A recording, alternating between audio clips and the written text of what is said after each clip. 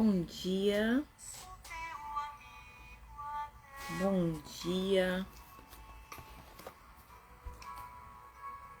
Como é que vocês estão? Vamos chegando para mais um programa Emoções na Vida Cristã, falando sobre família, falando sobre a vida em comunidade. E eu já quero saber de você que está chegando, se você acredita que a vida em comunidade é uma vida tranquila. Quais são os desafios de viver em comunidade?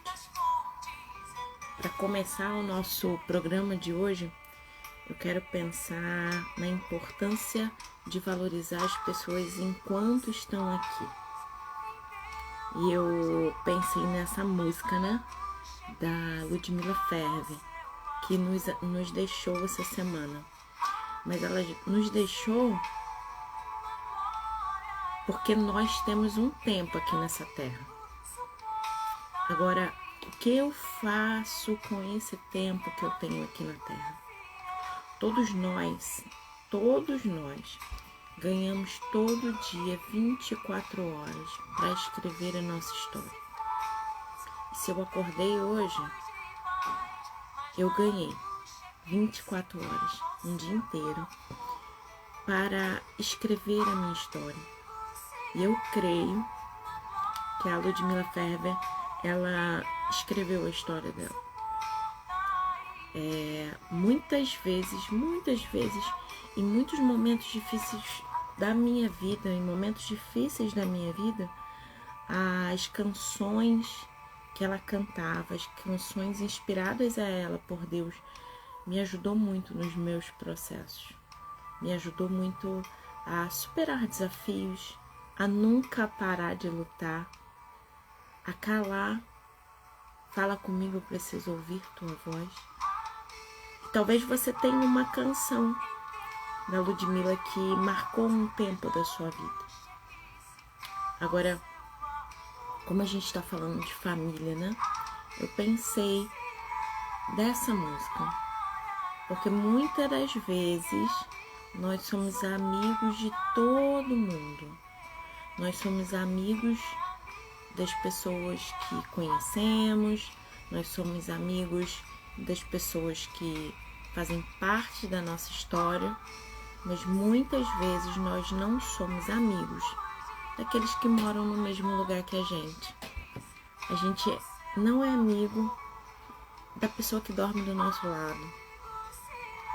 E muitas vezes, antes de contar qualquer coisa para a pessoa que está do nosso lado, a gente já contou para a mãe, já contou para a vizinha, já contou para a colega da igreja, mas não compartilhou no lar. E é muito interessante, porque hoje nós vamos falar sobre erros. Erros, que nós cometemos erros.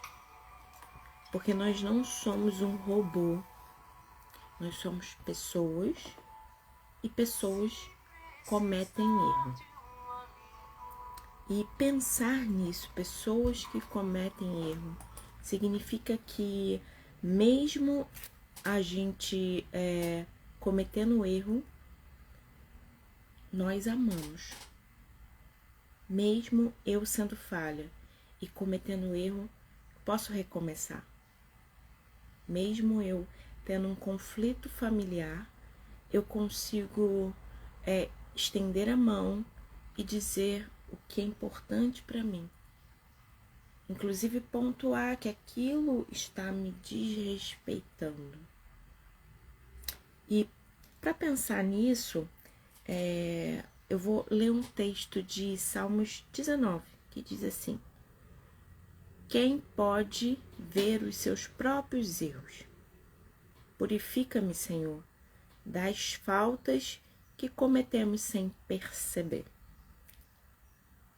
E é interessante, né, essa pergunta. Quem pode ver os seus próprios erros?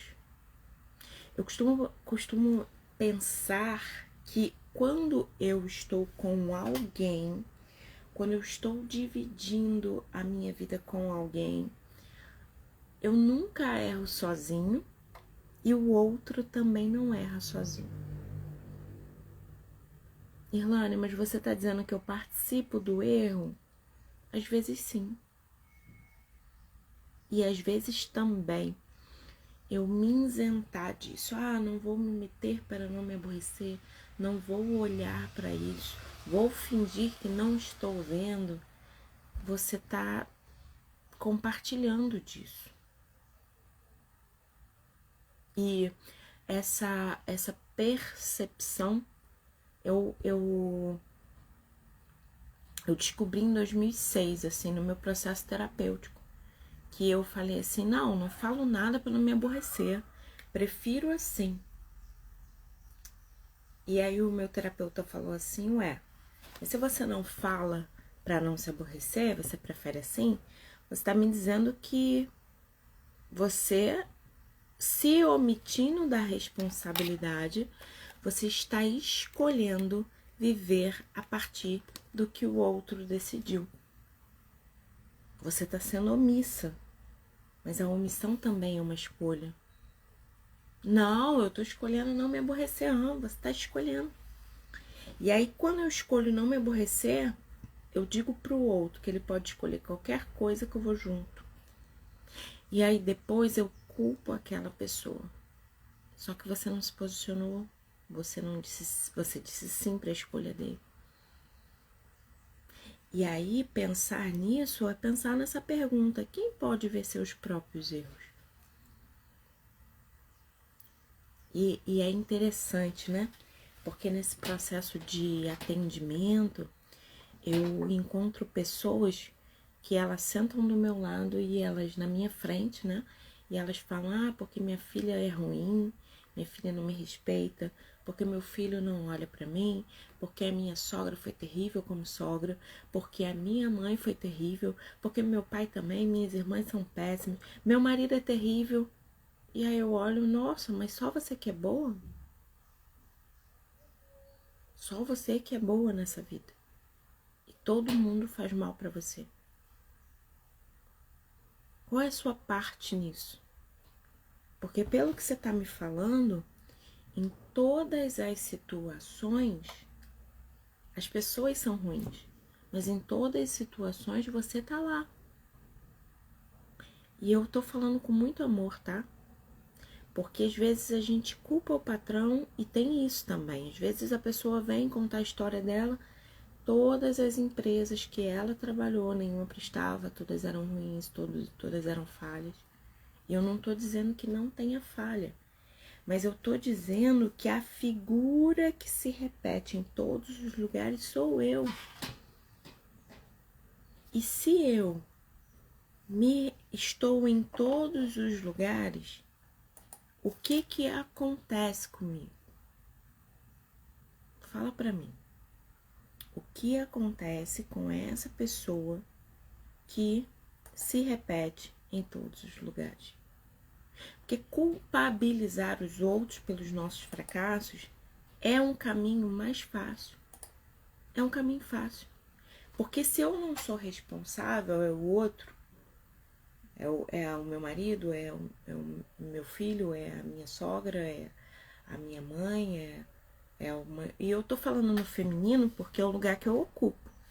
Mas isso em todas as esferas. Talvez você que tá me ouvindo é um homem e você culpabiliza a sua esposa pelos erros, você culpabiliza a sua esposa pela criação dos filhos, você culpabiliza a esposa por gastar demais, mas quando que você vai assumir o lugar de ter um comando, de sentar para conversar, de resolver a vida? Porque toda vez que eu culpo alguém, eu estou dizendo, eu não vou resolver isso. Porque o culpado não sou eu. Eu não tenho nada com isso, eu só sou vítima dessa situação.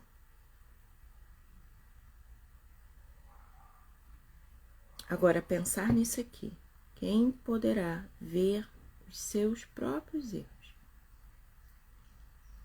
É olhar, entender as nossas falhas entender as nossas imperfeições e fazer algo para mudar isso. E como eu falei, pensando na família, muitas vezes o que eu vejo no processo terapêutico é ação e reação. Alguém que faz e o outro que reage ao que o outro faz. Então ninguém está consciente, olhando para as coisas e decidindo fazer coisas novas. É bate e rebate, é como se fosse um ping-pong, né? Eu jogo, aí o outro vem e rebate. E a gente fica ali, batendo e rebatendo. Agora, quem ganha nessa história? Tem uma frase naquele filme Quarto de Guerra, eu gosto muito desse filme, que ela fala assim, não é porque você briga muito que você é bom de briga. Porque se você fosse bom de briga, seus argumentos, as suas discussões já tinham feito a briga parar. Já tinham cortado com a tesourinha, não tem mais briga. Então a gente pode pensar em parar de brigar e buscar resolver. E eu quero falar sobre isso hoje. Uma família é feita de pessoas imperfeitas. E eu já falei aqui, eu vou repetir. Muitas vezes a gente escolhe o nosso parceiro amoroso, a nossa parceira amorosa, na fase do apaixonamento. Eu me apaixonei pela pessoa e aí eu não preciso daquela pessoa para estar com ela, para ver as falhas, defeitos, qualidades. Porque eu estou apaixonada. E a paixão, ela vem da doença de vista, é uma cegueira. Eu encontrei aquela pessoa, eu me apaixonei pelaquela pessoa e como tem prazo de validade de 12 a 48 meses, eu às vezes caso dentro desse período. E como um feitiço, porque é cegueira, doença de vista, o significado da palavra paixão, eu de repente acordo do lado daquela pessoa e falo, meu Deus, por que eu tô com essa pessoa? Porque apaixonado a gente, fica cego, totalmente cego. E aí quando a paixão acaba, eu chamo de feitiço, acabou, você olha pra pessoa e você fala, caramba, o que eu faço aqui? E aí de duas umas, ou você separa, vai viver a sua vida, e corre um grande risco de se apaixonar de novo, casar no período do apaixonamento, e depois quando eu olho pra pessoa e falo, de novo, cai no mesmo buraco. Ou você pode decidir encontrar pontos que te aproximem dessa pessoa e construir um relacionamento amoroso. Porque a paixão, como eu disse, eu não preciso do outro para estar com ele, eu não preciso dele, não preciso que ele seja bom para estar comigo. Mas na relação amorosa, eu preciso sim entender e encontrar pontos de convergência, pontos que me liguem a essa pessoa, para eu ficar aqui nessa relação. E uma relação onde a gente não tem pontos que nos unem, fica difícil. E eu perguntei para um cliente meu assim, qual é o ponto que te liga a sua esposa? Ele, eu não sei. Falei, então vamos pensar. Porque é nesse ponto que a gente vai trabalhar. Porque é o que te liga àquela pessoa. E o divórcio é um caminho, porém, um caminho que me abre para novos divórcios. Por que, Irlane? Porque quando eu olho para aquela relação e falo, não tem jeito, não dá para mim, separei. No próximo, quando não der para mim, não tiver jeito, eu vou me separar. Porque nós somos seres de hábitos. Nós somos seres de hábitos. Você pode até não perceber, mas você acorda e talvez você já acorda e vai escovar o dente. Ou você é uma pessoa que acorda, espreguiça, levanta e vai fazer xixi. Ou você é uma pessoa que já tem uma garrafinha de água do lado, quando você acorda, você, bebe água. Todos os dias a gente costuma fazer as coisas do mesmo jeito. E a gente acaba utilizando a mesma estratégia.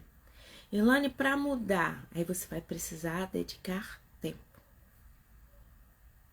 Por quê, Ilane? Porque basicamente 5% do meu tempo é consciente. 5% do meu tempo eu tô vendo o que eu tô fazendo, eu pego o álcool em gel. É interessante que no começo, né, quando começou o Covid, a gente, quando a gente chegava nos lugares, a pessoa falava, não, peraí, deixa eu aferir a sua temperatura e passa o álcool gel antes de entrar. Ok. Hoje, a gente já chega no lugar assim, ó, esticando o braço para aferir a temperatura e usar o álcool em gel. A gente já chega assim. E quando não tem a pessoa lá para aferir e botar o álcool gel, a gente se sente esquisito. Eu vou entrar aqui sem o cuidado. E eu gosto de pensar nesse período do Covid, porque é algo novo. Eu tenho 35 anos hoje. O Covid chegou, eu tinha 33 anos. Isso, eu fiz 33, né? Poucos dias antes. E aí, eu me adaptei. Me adaptei a chegar nos lugares e fazendo assim. E me posicionando. Então, se você aprendeu esse novo hábito, eu ouso dizer que você pode aprender tudo. É só você se dedicar. Inclusive, você pode aprender a melhorar os seus relacionamentos. Entender que a pessoa que você lida, e você também, é uma pessoa imperfeita. E como uma pessoa imperfeita, você pode melhorar os seus relacionamentos. Melhorando os seus relacionamentos, você vai melhorar a sua ação no mundo. Faz sentido para você isso? Que você pode melhorar a sua ação no mundo? Irlânia, mas é difícil? É difícil porque nós somos seres de hábitos. O mais fácil na vida é eu fazer tudo igual. Então, se meu marido fala eu não gosto, eu grito com ele, eu vou gritar com ele de novo. E eu vou gritar com ele de novo. E ele comigo também.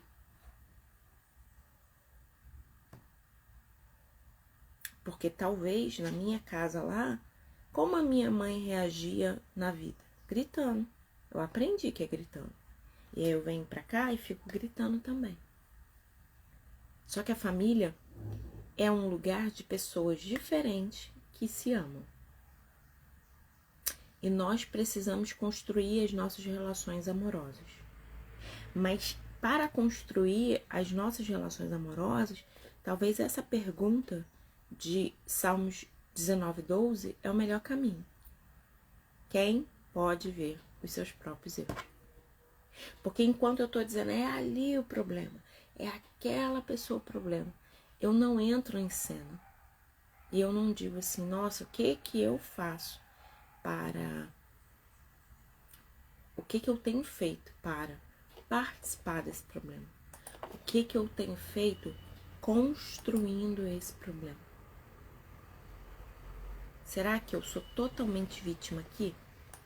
Será que isso não é responsabilidade minha? E se eu, a partir de hoje, começar a ver os meus próprios erros, será que a minha relação não pode melhorar? Entendendo que a família é um lugar de pessoas imperfeitas que se amam. Agora, como que você lida com os seus erros? Você errou. O que você faz? Porque tem pessoas que quando percebem que errou, se colocam numa caverna. Não vem, não conversa, não olha para a vida. E existem pessoas que assumem a responsabilidade dos seus erros e topam fazer diferente. E eu quero te motivar a fazer diferente. Mas para isso, você vai precisar abrir mão de expectativas. Expectativas para você, expectativas para o outro que se relaciona com você.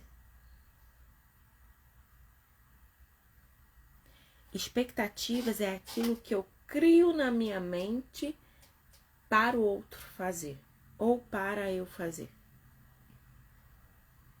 Hoje, por exemplo, eu fui pro CrossFit, né? E aí, chegando lá, eu fiz a minha atividade física e teve um desafio lá. E eu achei que eu ia conseguir completar tudo aquilo. Olhei pro quadro, porque fica no quadro, né? Falei, vou fazer isso aqui. Só que eu não consegui. Eu criei expectativa que ia ser molezinha. Mas eu fiquei frustrada comigo? Não. Eu entendi que o meu limite para hoje não dava.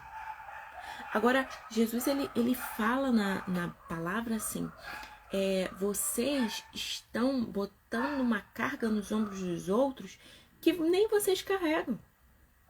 Ele estava falando com os escribas e fariseus. E ele estava dizendo assim, nossa, vocês botam uma meta para ser cumprida e cobra das pessoas isso que nem você consegue. E quando a gente pensa em nós, quantas vezes a gente coloca a carga no ombro de um filho, de um sobrinho, de uma mãe, de um pai, que as pessoas não conseguem carregar. Eu acho interessante isso, porque às vezes a gente coloca para nossa mãe. Para mim, mãe é isso. Então eu convivo com a minha mãe esperando que ela seja aquilo que eu criei na minha mente. E todas as mães são iguais? Todos os maridos são iguais? Todos os filhos são iguais?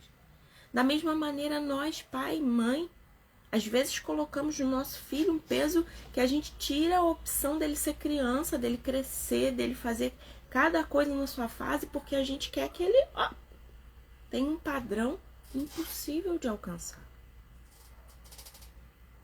Então, entender os nossos erros e entender que a gente não pode viver de expectativas.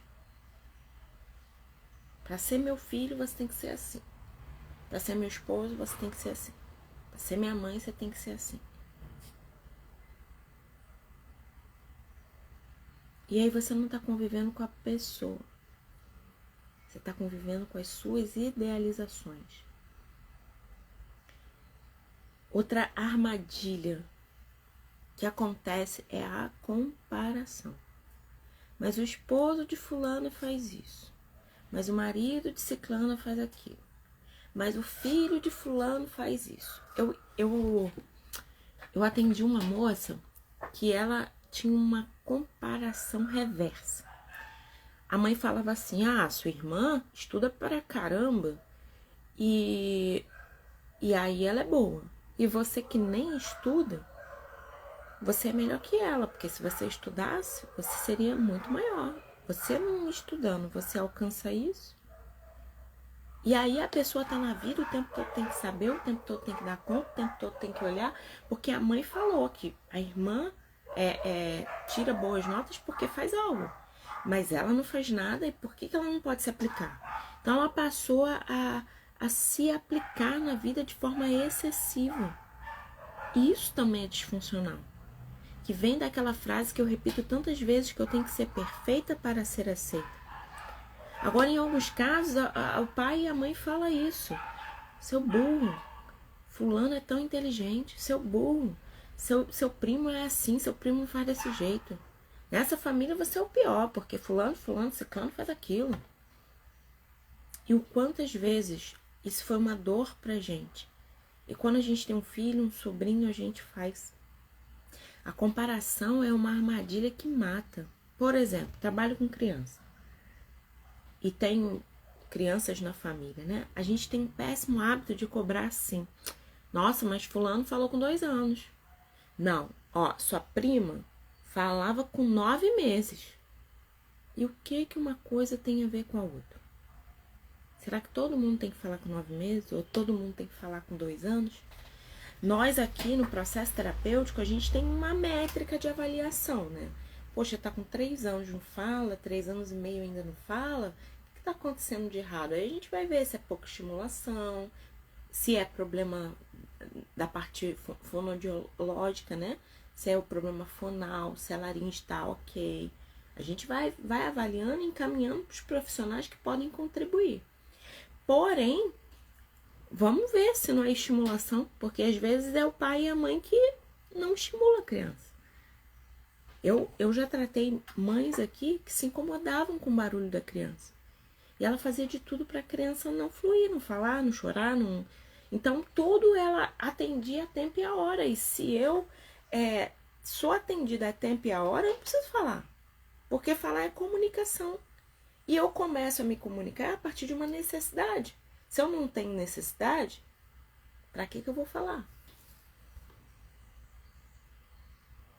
Então, é muito importante a gente, alinhar. Alinhar os meus desejos para aquela pessoa e as necessidades para que aquela pessoa alcance autonomia, desenvolva e tenha independência. Isso é muito importante. Porque às vezes a gente fica num discurso de fé, mas e a ação? Quando a gente colocar a nossa fé em ação, vai dar tudo certo. Lembra desse ano? É fé em ação e ação. Então, dar possibilidade do meu filho desenvolver, do meu marido ser ele, com a origem, com a família, com os traços, é libertar o outro, dizer, você pode ser você não precisa ser do jeito que eu quero. E, Irlane, por que isso é importante? Porque amar é estar com a pessoa, não com aquilo que você gostaria que a pessoa fosse. E hoje, nesse boom do divórcio, né, nesse boom das famílias que adotam um outro formato de família, a gente encontra filhos que a mãe rejeita porque tem características do pai. A gente encontra filhos que o pai rejeita porque tem as características da mãe. E eu gosto de confrontar, assim, quem escolheu essa mãe ou esse pai para essa criança. Então, quando eu escolho um parceiro amoroso, quando eu escolho alguém para estar comigo na vida, e eu gero filhos, eu tenho que saber que a criança tem duas pernas, o pai e a mãe. E eu não posso cortar nenhuma perna da criança. Não, tira o pai porque o pai não serve. A criança vai ficar o saci pererê, pulando de uma perna só. Não, é a mãe que não presta, tira a perna da mãe. A criança vai continuar pulando igual um saci pererê.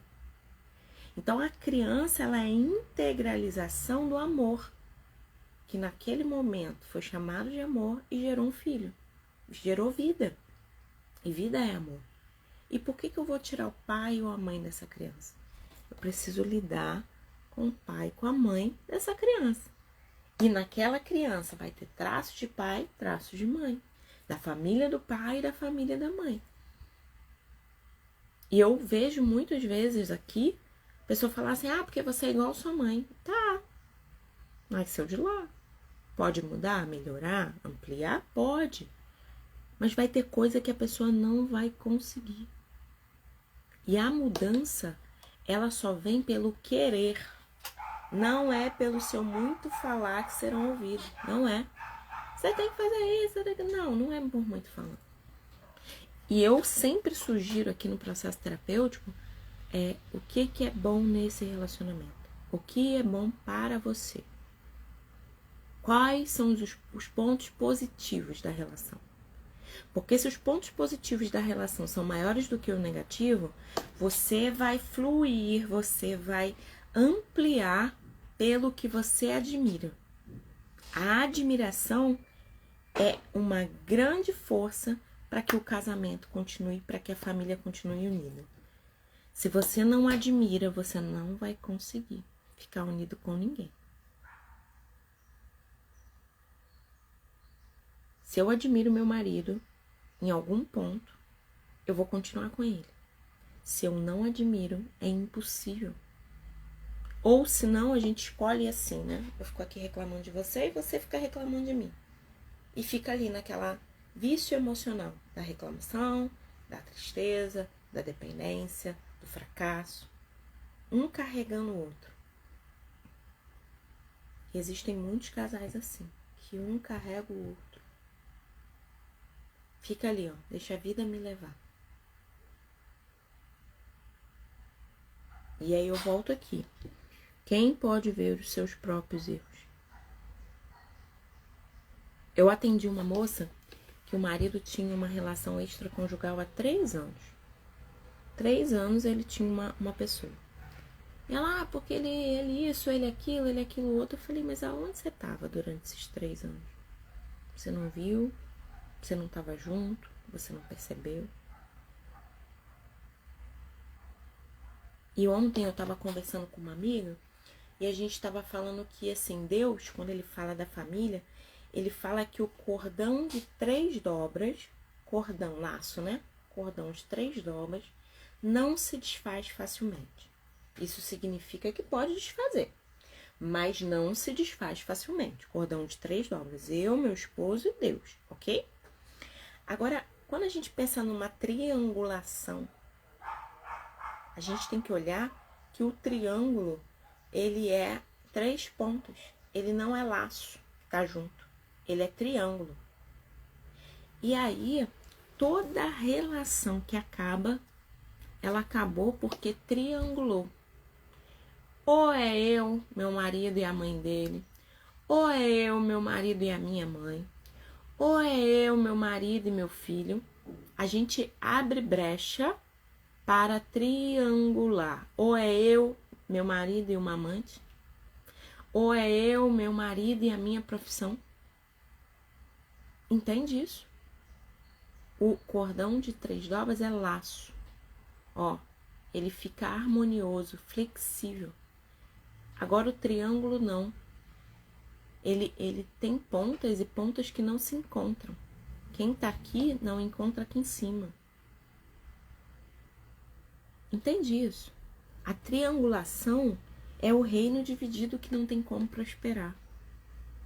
Então, que momento dessa relação que ou eu ou meu esposo triangulamos, colocamos alguém no triângulo?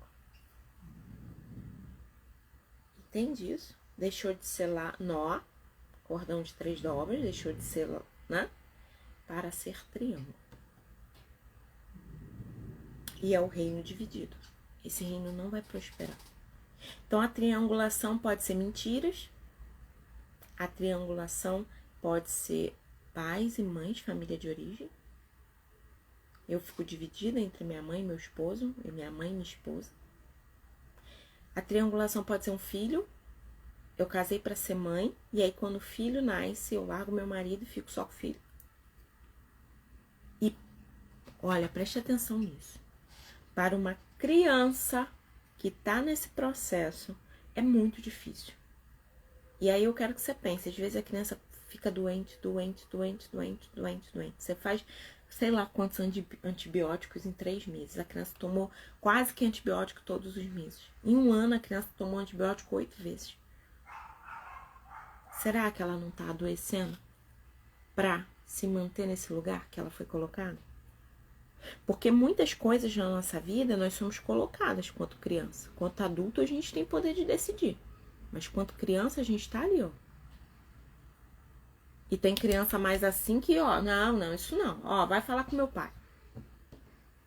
Agora tem criança que fica lá, ó. Papai, não briga com mamãe, não. Mamãe, não briga com papai, não. Eu não gosto que vocês briguem. A criança sendo mediadora da relação dos adultos. E aí, quando ela não dá conta, ela adoece.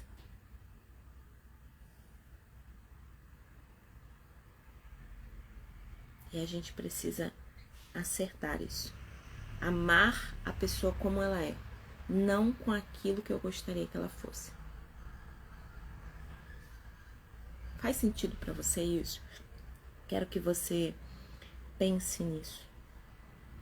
Respeitar as diferenças para ter harmonia. Porque assim, às vezes a gente veio de uma família que vivia muito assim. Eu, meu pai, minha mãe e meu irmão. Ponto. Ninguém entrava aqui, ninguém fazia parte, amigo não presta, a gente não pode conviver, a gente vai para a igreja, mas nós aqui juntos, com essa coisa. E aí, quando eu fico adulto, a minha tendência é ficar nesse meiozinho confortável. E às vezes eu me caso com alguém que é de todo mundo, que é uma pessoa simpática. Eu gosto de pensar até na minha relação com meu esposo, porque eu sou muito simpática, eu falo com todo mundo, mas eu preciso muito do meu silêncio. Então eu gosto de ficar em casa sozinha, eu gosto de sair sozinha com ele, eu gosto de ficar aqui lendo, eu gosto desse silêncio. E ele não, ele gosta de pessoas, um monte de gente, liga pra fulano, liga pra ciclano, Ele gosta disso. Eu gosto das pessoas, mas eu tenho um tempo pra estar com as pessoas. Não é assim, o tempo todo vai estar cheio de gente perto. Não, pra mim isso não é possível. E pra ele, quanto mais gente, melhor. E aí, lembra do corrigir os erros ou encontrar a harmonia? Eu falo isso pra ele, eu falo, entendo você, entendo a sua necessidade, mas pra mim não é possível. Tá o tempo todo cheio de gente, cheio de informação, cada um falando uma coisa, pra mim não dá. E Lani, você não gosta das pessoas? Não, eu amo profundamente as pessoas, mas eu me amo e gosto da minha companhia. E aí eu não fico nesse afã de o tempo todo tá. E ele, por um outro lado, ele começou a pegar o meu jeitinho também. E às vezes ele fala, vamos sair só nós dois? O que no começo eu tinha que pontuar, mas essa semana a gente já saiu com os amigos e tal, vamos sair só a gente. Hoje ele fala, vamos sair só nós dois? Vamos ao cinema só nós dois? E aí, isso é muito interessante, porque rodízio, a gente gosta de rodízio. Rodízio de pizza, rodízio de churrasco, rodízio. Isso é uma coisa que a gente quase não faz sozinho. Por quê? Porque se eu tô num lugar, vem comida, não dá. Eu falo, vamos chamar alguém pra ir com a gente? Eu gosto de ir. Mas aí tem mais informação, brinca mais, fala mais, dá mais risada. Eu me distraio e não fico vendo aquele monte de comida vir em cima de mim. Porque senão eu saio rápido do lugar. Então, assim, o que eu tô te explicando? Eu tô te explicando que quando a gente se autoconhece, quando a gente entende quem somos, a gente começa a entender aquilo que é possível fazer só nós dois e aquilo que eu preciso ampliar. Isso não é errado nem certo, isso é os seus limites quanto pessoa. E você tem limite. Eu quero que você entenda os seus limites. Não ser uma pessoa que engoliu sim, diz sim pra tudo, abrindo mão de você, mas também sendo flexível em alguns momentos para que o seu desejo respeite também o desejo do outro que divide a vida com você. Isso é família. Isso é entender que com as diferenças a gente consegue encontrar pontos de equilíbrio.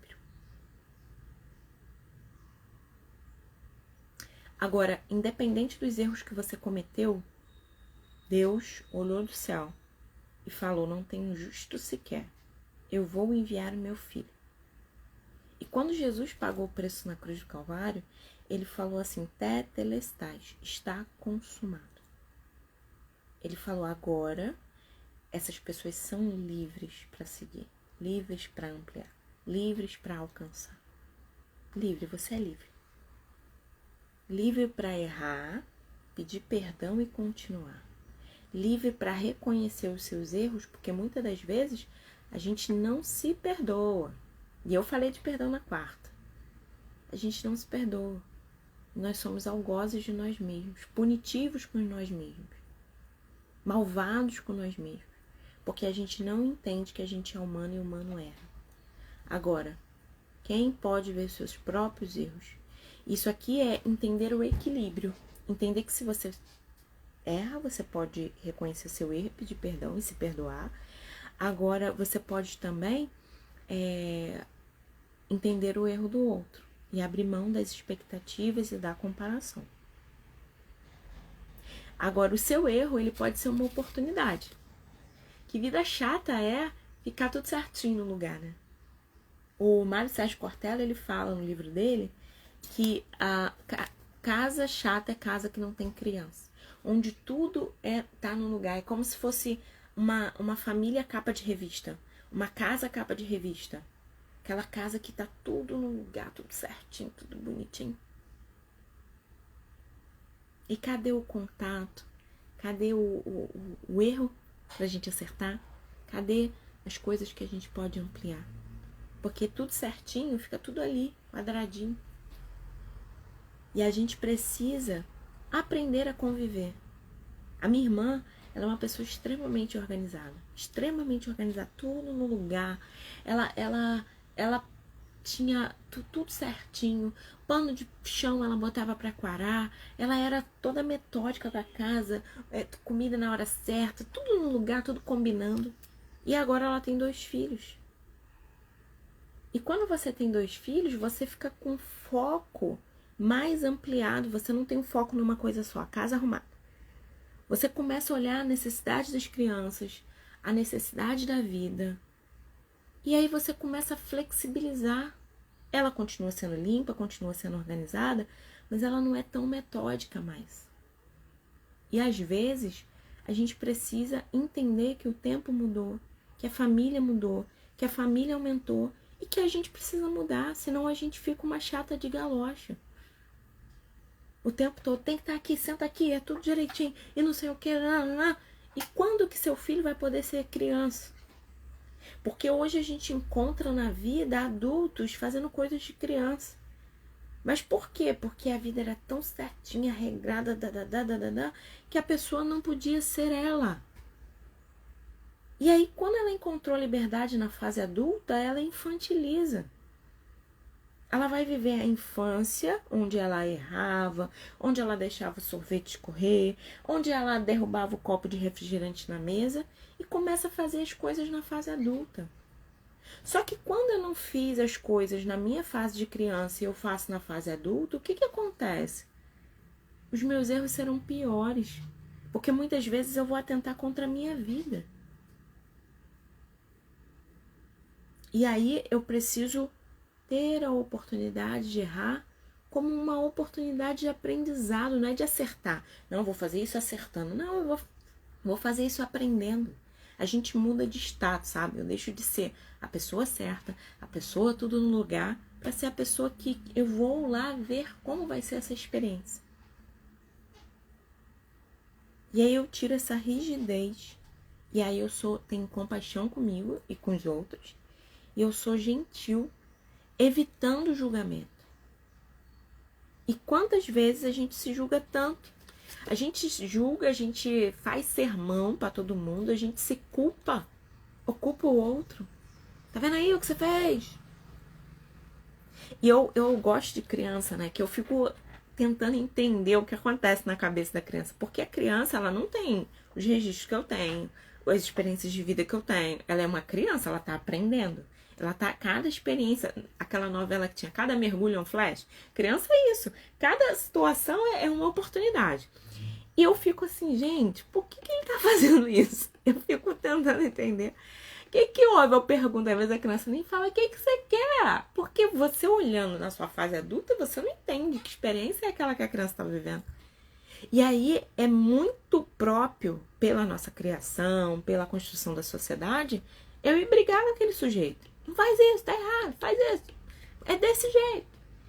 E aí o que acontece? Eu acabo tirando as oportunidades daquela pessoa.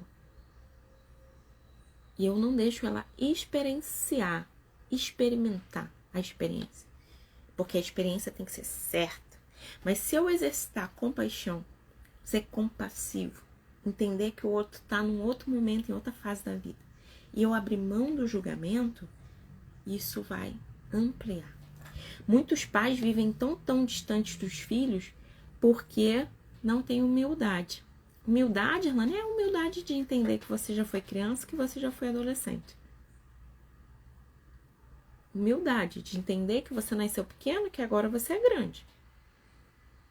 E que você fez coisas de pessoas pequenas. E isso você tem que lembrar, e muitas vezes eu gosto de comparar isso, né? As pessoas falam assim, eu gostaria de ter 35 anos com a cabeça eu tenho 35 anos. Queria ter 18 com a cabeça de 35. Não é possível. Porque quantos anos seguiu de 18 até hoje? Quantas experiências eu tive? Quantas coisas eu vivi e pude aprender? Então eu tenho a minha idade proporcional às minhas experiências. E faça o melhor com esse dia que você ganhou hoje. Faça o melhor. Se você ganhou hoje, faça o melhor. E gosto de pensar nisso também. Eu não tô mais no zero. Porque quando eu nasci, eu tava no zero. E agora? Agora eu tô com 35. 35 de experiência. 35. Vamos supor que eu viva até 100 anos. Eu ainda tenho 65 anos para viver. E não tô no 0 a 0. Eu tô no 35. Até 100, eu tenho 65 pontos. Irlane, isso é certeza? Não. Mas eu posso ter expectativas boas. Esperança no sentido de esperançar. Ter possibilidade. E viver em prol disso que eu quero alcançar. E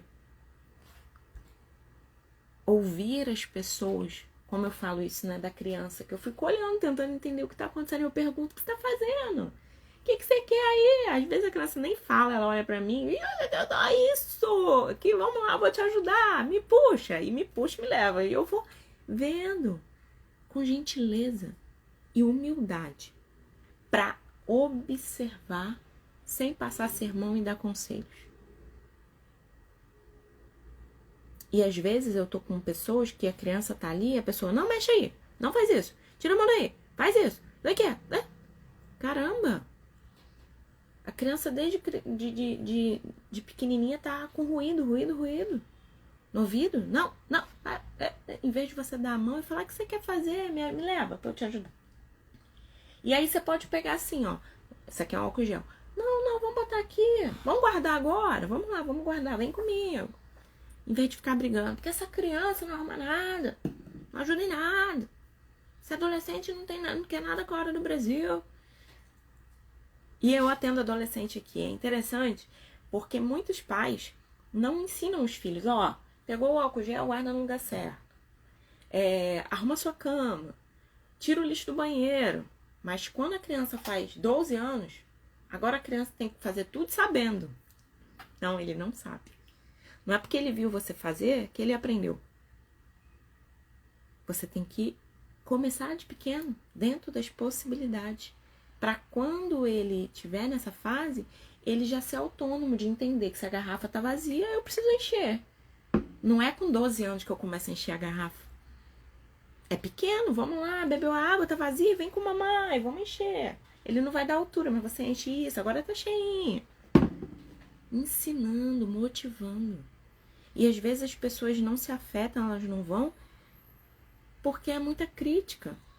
E eu e você não gostamos de crítica. Por que que a gente critica tanto?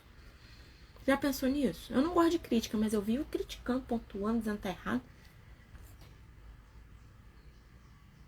E isso é entender que a gente pode dar mais amor, em vez de dar mais regras. Limite é amor. Mas ser uma pessoa que é regra, tá faltando amor. Porque a gente não ama aquela pessoa como ela é, a gente ama como gostaria que fosse. E aí, é interessante a gente usar perguntas, né? Eu uso perguntas o tempo todo, na vida, pro meu esposo, pra todo mundo. E eu falo isso, né? E às vezes o meu esposo fala assim, eu faço tudo por você. E eu pergunto pra ele, mas você já perguntou o que eu quero, o que eu preciso? Não é o que você acha, é o que é. Mas para isso a gente precisa conversar. E se tem alguma coisa que eu quero que você faça hoje, tanto esse exemplo do adolescente, da criança, do marido, é conversar. Ouvir sem julgamento. Ouvir e entender o ponto de vista daquela pessoa. Porque cada um estamos num ponto. E cada um vê a vida de maneira diferente. E para entender o que o outro sabe, eu tenho que ouvir, acolher, entender, sem ser uma pessoa que fica brigando. E eu vou terminar aqui. Quem pode ver os seus próprios erros? Talvez você precisa da ajuda de Deus. Purifica-me, Senhor, das faltas que cometo sempre. Pede perdão a Deus. Seja compassivo com você, gentil com você e derrame essa gentileza para os outros. Beijo no seu coração e um ótimo dia, viu?